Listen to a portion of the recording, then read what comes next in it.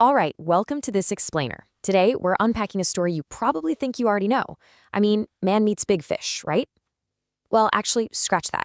When you really dig into the ancient texts of Jonah, it is packed with so many unexpected twists, deeply ironic moments, and incredibly profound questions about mercy.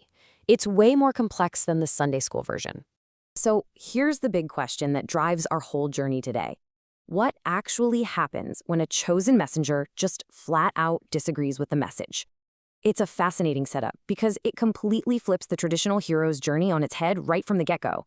Instead of some willing, courageous champion, we are left with this deeply flawed, reluctant protagonist who literally fights his calling every single step of the way. Okay, let's dive right into Section 1, Running from the Call. The divine text opens super abruptly. God gives Jonah a very direct command. Go preach against the wickedness of the great city of Nineveh. But just look at Jonah's immediate reaction. By hour 1, he isn't even bothering to argue. He is just running. He heads straight down to the port of Joppa, finds a ship bound for Tarshish, and by day 1, he is literally paying out of his own pocket to sail in the complete opposite direction of his calling. He's actively trying to flee from the Lord. That brings us to Section 2, the storm and the sacrifice. In direct response to Jonah running away, a massive, ship-breaking storm hits, trapping everyone on board in this terrifying fight for survival. And the irony here, it is staggering. On one hand, you have the pagan sailors. They are absolutely terrified, frantically praying to their gods, chucking precious cargo overboard just to stay afloat. And on the other hand, where is Jonah? The prophet of the Lord went below deck and fell into a deep sleep.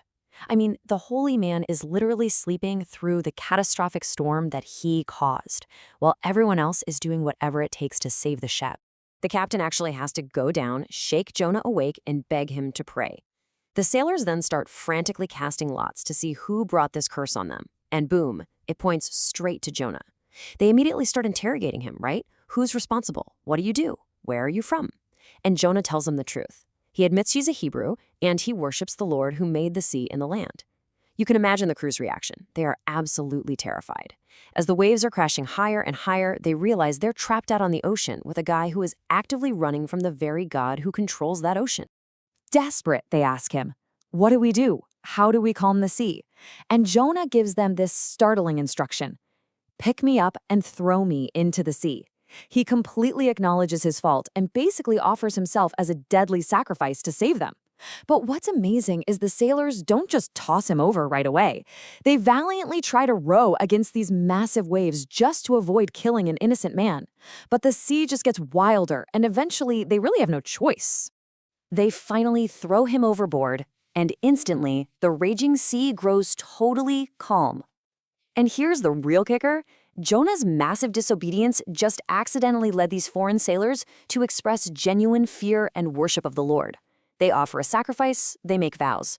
Jonah literally became a highly effective missionary completely by accident.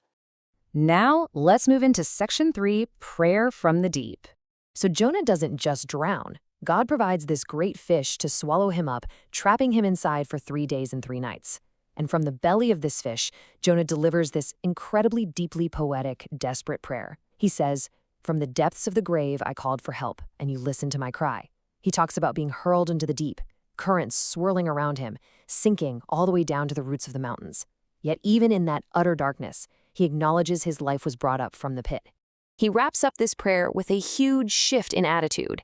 He vows that with a song of thanksgiving, he'll finally sacrifice to God. He says, "What I have vowed I will make good," declaring that salvation comes from the Lord.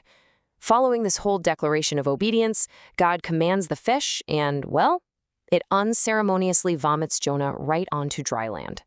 Which leads us perfectly into Section 4, the great city repents. All right, so Jonah is back on solid ground, given a second chance, and he finally walks into Nineveh. Now, this is a massive, sprawling city. It takes 3 whole days just to walk through it. But Jonah walks in for a single day and delivers the most incredibly blunt, bare minimum prophecy ever. One sentence: 40 more days and Nineveh will be overturned. That is a whole shebang. No call to repentance, no mention of God's grace, just a guarantee of total doom. But here is where the story subverts all our expectations again. Instead of laughing him out of town, there is this unbelievable cascade of repentance. Step 1, the people immediately believe God. Step 2, they declare a citywide fast and throw on sackcloth. Step 3, the news goes all the way up to the king, who takes off his royal robes and literally sits in the dust. And step 4, the king issues a strict decree that everybody, and I mean everybody, even the herds of animals, must wear sackcloth, fast, and give up their evil ways. Picture that, even the cows are in mourning. The king urgently hopes for mercy, saying, "Who knows? God may yet relent and with compassion turn from his fierce anger so that we will not perish." And the text tells us that when God saw them actually turn from their violence, he had compassion. He did not bring the threatened destruction. The city is saved. It's a massive success story, right? Well, that brings us to our final part, Section 5, the angry prophet. You would absolutely expect the messenger to be throwing a party over millions of saved lives.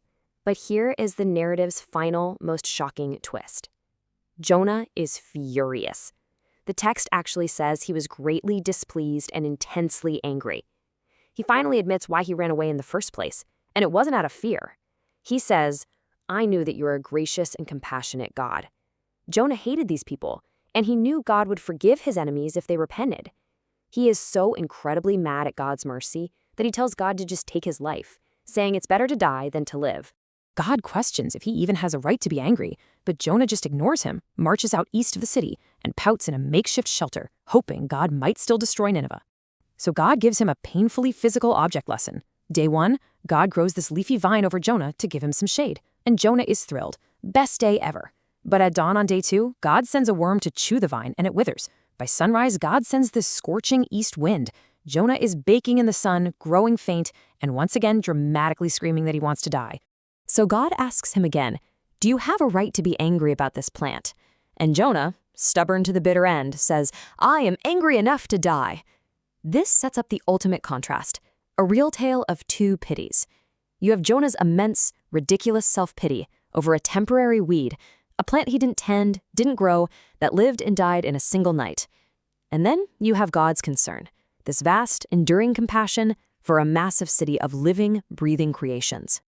To really drive the point home, God puts things into perspective. He highlights the sheer scale of Nineveh, telling Jonah as the city contains over 120,000 people who cannot tell their right hand from their left, plus a whole lot of cattle. That is a staggering amount of human and animal life for the ancient world. And that brings us to the very last line of the text. God looks at Jonah and asks, "Should I not be concerned about that great city?" And then the text just ends abruptly, right on that lingering, challenging question. We have absolutely no idea what Jonah says next. But honestly, that's kind of the whole point, isn't it? It leaves us sitting right there in Jonah's place, forced to reflect on the nature of divine mercy. It begs the question, are we too sometimes frustrated when grace is given to the people we think least deserve it?